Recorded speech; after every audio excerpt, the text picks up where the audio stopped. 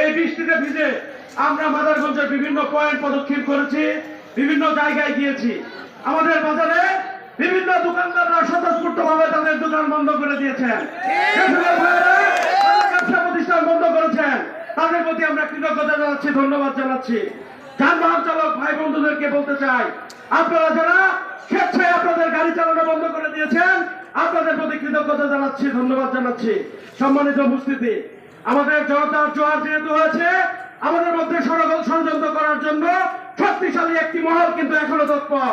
তারা বিভিন্ন ধরনের বিভিন্ন ধরনের হাঙ্গামা করার চেষ্টা করবে। আপনারা যেহেতু রিমু ভাইকে ভালোবাসেন, আপনারা যেহেতু রিমু ভাইয়ের কর্মী, তাই আপনাদেরকে অনুরোধ করব, ওনার জামিন মঞ্জুর না হওয়া পর্যন্ত আমরা যেন সুস্থ আমরা অবরোধ করে রেখে দিতে পারি, এই আহ্বান আপনাদের প্রতি থাকলো। তবে আমরা সবাই সতর্ক থাকবো। কোন ধরনের বিশৃঙ্খলা করলে আমাদের প্রিয় নেতা রায়হান রহমতুল্লাহ রিমুর ইমেজে ঘাটতি হবে।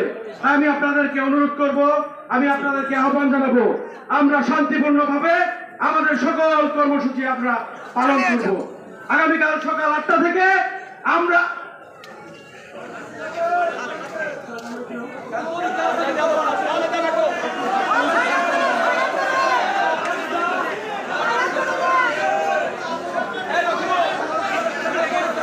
সম্মানিত উপস্থিতি, রায়হান রহমতুল্লাহ রিমুর মুক্তি কামনায় আমাদের আজ থেকে যে কর্মসূচিটা আমরা দিয়েছি, তার মুক্তি না হওয়া পর্যন্ত আমরা কিন্তু মাঠে থাকবো, রিমু ভাইয়ের পাশে থাকবো। এই মাদারগঞ্জের 72টি ওয়ার্ড আমরা পাহারা দিব। এইচএসসি পরীক্ষা যেহেতু চলমান, এইচএসসি পরীক্ষার শিক্ষার্থী ভাই বন্ধুদের যাতে কোনো অসুবিধা না হয়, আমাদের হাসপাতালের রোগীদের যাতে কোনো অসুবিধা না হয়, এদিকে আপনারা খেয়াল রাখবেন। আগামীকাল সকাল থেকে এই মাদারগঞ্জের 72টি ওয়ার্ডে সকাল 7টা থেকে রায়হান রহমতুল্লাহ রিমুর মুক্তি না হওয়া পর্যন্ত হরতাল ঘোষণা করা হলো। কোনো গাড়ি ঘোড়া চলবে না, কোনো দোকানপাট খুলবে না।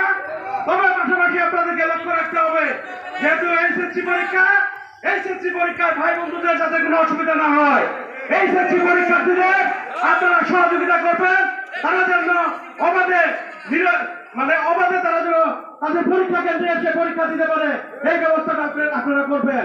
অসুস্থ রোগীদেরকে আপনারা হসপিটালে পৌঁছে দিবেন। প্রয়োজনে আমরা শিক্ষার্থী এবং অসুস্থ ভাই বন্ধুদেরকে আমরা কেন্দ্রে পৌঁছে দেওয়ার ব্যবস্থা করব। বালুজুরি বাজারের সকল প্রকার ফার্মেসি ভাই বন্ধুদেরকে বলতে চাই, আপনারা 24 ঘন্টা আপনাদের দোকান খোলা রাখবেন, তাহলে আমরা আপনাদের প্রতি কৃতজ্ঞ থাকবো।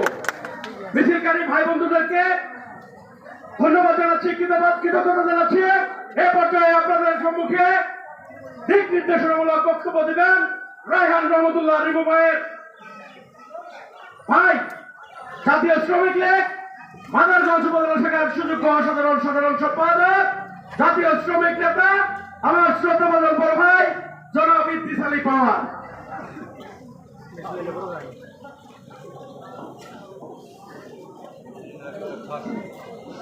আসসালামু আলাইকুম। আসলে বক্তব্য দেওয়ার কিছুই নেই, কারণ আমাদের সবারই মনে খুবই কষ্ট। কারণ এই উপজেলা নির্বাচনকে কেন্দ্র করে অনেক নাটক, অনেক খেলা খেলেছে। গত 29শে মে এই উপজেলা নির্বাচনকে কেন্দ্র করে একটি মহল আমাদের উপর, সাধারণ মানুষের উপর, বিভিন্ন নেতা কর্মীদের উপর মিথ্যা মামলা, হামলা, জুলুম, অত্যাচার করেও কিন্তু তারা কিন্তু আসলে জয় হতে পারে নাই।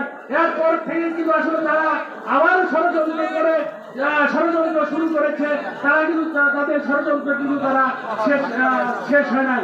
তাই আজকে আমাদের যে জনতার চেয়ারম্যান, আপনাদের প্রিয় মানুষ, যাকে আপনারা এত দেশ প্রতীক্ষার মধ্য দিয়েও আপনারা ভালোবেসে তাকে চেয়ারম্যান বানিয়েছেন, আর সেই চেয়ারম্যান তিনি তার উপর একটি মিথ্যা মামলা দেওয়া হয়েছিল, সেই মিথ্যা মামলা প্রতিও তার আইনের প্রতি শ্রদ্ধা রেখে তিনি আইনের কাছে আত্মসমর্পণ করেছেন। কিন্তু একটি সেই